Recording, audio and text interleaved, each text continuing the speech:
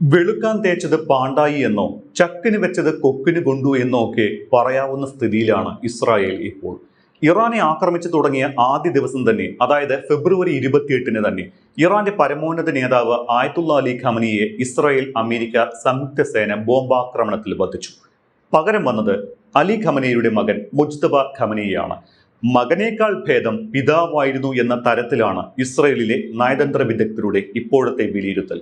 ഇറാനിൽ മുജ്തബ ഖമനിയുടെ നേതൃത്വത്തിൽ നിലവിൽ വന്ന പുതിയ ഭരണകൂടത്തെ ചൊല്ലി ആശങ്കയിലാണ് ഇസ്രായേൽ. മുൻപുണ്ടായിരുന്ന ആയത്തുള്ള അലി ഖമനിയേക്കാൾ തീവ്ര നിലപാടുള്ളതാണ് പുതിയ ഭരണകൂടമെന്നും ഇത് ആശങ്കയുണ്ടാക്കുന്നതാണ് എന്നും ഇസ്രായേൽ പ്രതിരോധ സേന ഇസ്രായേൽ സെനറ്റിന് നൽകിയ റിപ്പോർട്ടിൽ വെളിപ്പെടുത്തുന്നുണ്ട്. ഇത് ലോകമാകെ മറ്റൊരു ആശങ്കയിലേക്കാണ് വിരൽ ചൂണ്ടുന്നത്. ഇറാനിൽ ഇസ്രായേൽ വീണ്ടും സംഘർഷം തുടരുന്നതിലേക്കാണ് ഈ റിപ്പോർട്ട് വിരൽ ചൂണ്ടുന്നത്. കാരണം ഇറാനിലെ തീവ്ര നിലപാടുള്ള ഭരണകൂടത്തെ അവസാനിപ്പിച്ച് ഇറാനെ തകർക്കുക എന്ന ലക്ഷ്യവുമായാണ് ഇസ്രായേൽ ഇറാനിൽ ആക്രമണം ആരംഭിച്ചത്.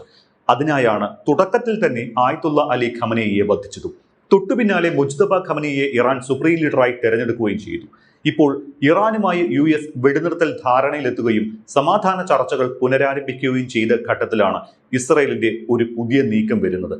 ലോകക്രമത്തെ തന്നെ താളം തെറ്റിക്കുന്ന തരത്തിൽ പശ്ചിമേഷ്യയെ വീണ്ടും മറ്റൊരു വലിയ യുദ്ധത്തിലേക്ക് തള്ളിവിടുന്നതാണ് ഇസ്രായേലിന്റെ പുതിയ നീക്കമെന്നാണ് അന്താരാഷ്ട്ര വിദഗ്ധർ വിലയിരുത്തുന്നത്.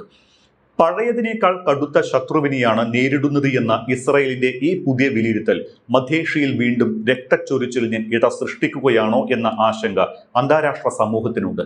US-ന്റെ നേതൃത്വത്തിൽ ഇപ്പോൾ നടക്കുന്ന സമാധാന ചർച്ചകൾ ഫലം കണ്ടില്ലെങ്കിൽ മറ്റൊരു യുദ്ധമാകുമോ ഫലം എന്ന ആശങ്കയുമുണ്ട്.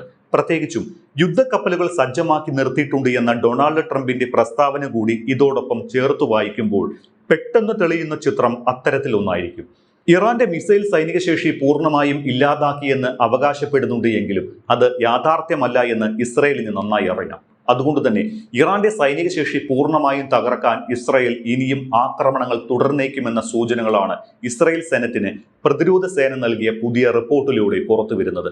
സുപ്രീം ലീഡറായി തെരഞ്ഞെടുക്കപ്പെട്ട മുജ്തബ ഖമനി ഇറാന്റെ ഇസ്ലാമിക് റവല്യൂഷണറി ഗാർഡ് കോർ നേതൃത്വത്തിൽ നിന്നാണ് സുപ്രീം ലീഡർ പദവിയിലേക്ക് എത്തുന്നത്. അതുകൊണ്ട് തന്നെ IRGC നേതാക്കളാണ് പുതിയ ഇറാൻ ഭരണകൂടത്തിന്റെ കരുത്ത് എന്ന് മനസ്സിലാക്കാം. മുജ്തബയുമായി താരതമ്യം ചെയ്താൽ ആയത്തുള്ള അലി ഖമനി മിതവാദിയായിരുന്നുവെന്ന് പല അന്താരാഷ്ട്ര വിദഗ്ധരും പറയുന്നുണ്ട്.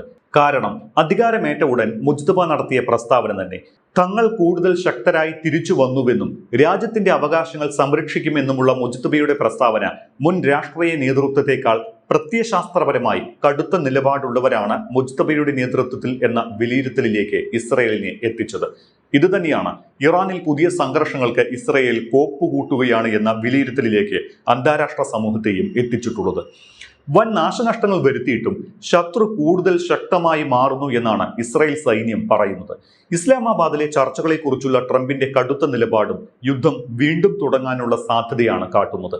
പാകിസ്ഥാനിൽ നടക്കുന്ന സമാധാന ചർച്ചകൾ പരാജയപ്പെടുന്ന സാഹചര്യമുണ്ടായാൽ വലിയ രീതിയിലുള്ള സംഘർഷത്തിലേക്ക് നീങ്ങും എന്നാണ് ട്രംപ് നൽകിയ മുന്നറിയിപ്പ്. ഇതിനായി യുദ്ധക്കപ്പലുകളടക്കം സജ്ജമാണ് എന്നും ട്രംപ് പറയുന്നുണ്ട്.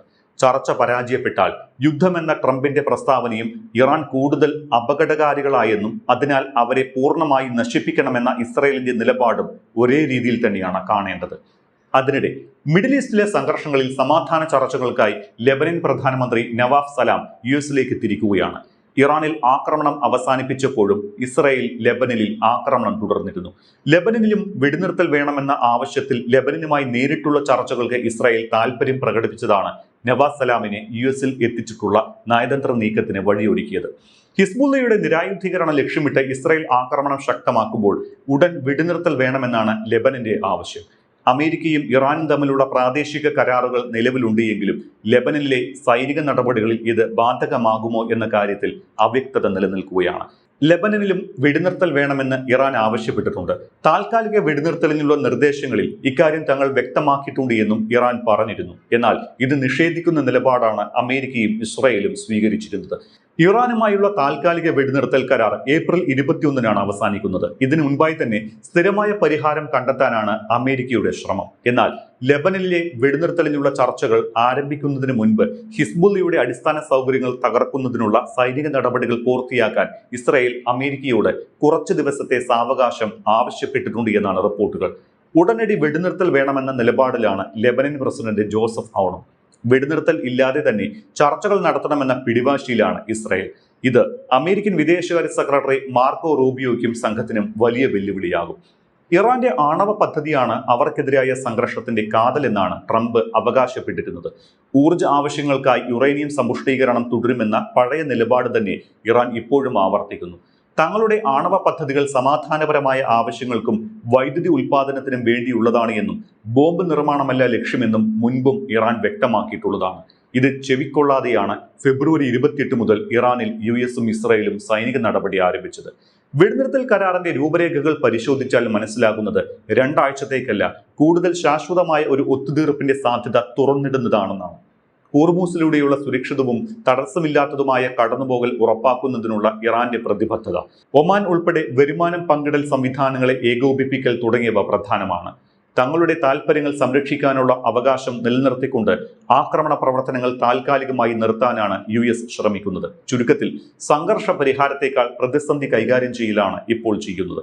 എന്നാൽ ഇരുപക്ഷവും തമ്മിലുള്ള ഭിന്നത ഇപ്പോഴും വളരെ വലുതായി തുടരുന്നു. അമേരിക്കൻ പ്രസിഡന്റ് ഡൊണാൾഡ് ട്രംപിന് സംഘർഷം എന്നത് ഒരു ലക്ഷ്യമല്ല, മറിച്ച് എതിരാളികളെ ചർച്ചകൾക്ക് നിർബന്ധിക്കാനുള്ള ഒരു മാർഗമാണ്. അമിതമായ സൈനിക ശക്തിയുടെ ഭീഷണിയുടെ പിൻബലത്തിൽ വ്യക്തവും പരസ്യവുമായ ഒരു സമയപരിധി ഏർപ്പെടുത്തിക്കൊണ്ട് സംഘർഷത്തിന്റെ നിയന്ത്രണം പിടിച്ചെടുക്കാൻ ട്രംപ് ശ്രമിച്ചു. ലക്ഷ്യം നേടിയെന്ന് പറഞ്ഞ ശേഷം പ്രവൃത്തിയിൽ നിന്ന് പിന്നോട്ടു പോകാനുള്ള കഴിവാണ് ട്രംപിന്റെ ശക്തിയിലൂടെ സമാധാനം എന്ന ആഖ്യാനത്തിന്റെ കാതൽ. ആഭ്യന്തരമായി ട്രംപിന്റെ മാറിമറിയുന്ന പ്രസ്താവനകൾ എല്ലാ രാഷ്ട്രീയ കക്ഷികളുടെയും വിമർശനത്തിന് ഇടയാക്കിയിട്ടുണ്ട്. ഭീഷണികളുടെ അനുപാതവും അതുണ്ടാക്കുന്ന അപകട സാധ്യതകളും റിപ്പബ്ലിക്കന്മാരെയും ഡെമോക്രാറ്റുകളെയും ആശങ്കപ്പെടുത്തുന്നുണ്ട്. രാജ്യതന്ത്രത്തിന്റെയും യുദ്ധതന്ത്രങ്ങളുടെയും സ്ഥിരതയെക്കുറിച്ചും ചോദ്യങ്ങൾ ഉയരുന്നുണ്ട്.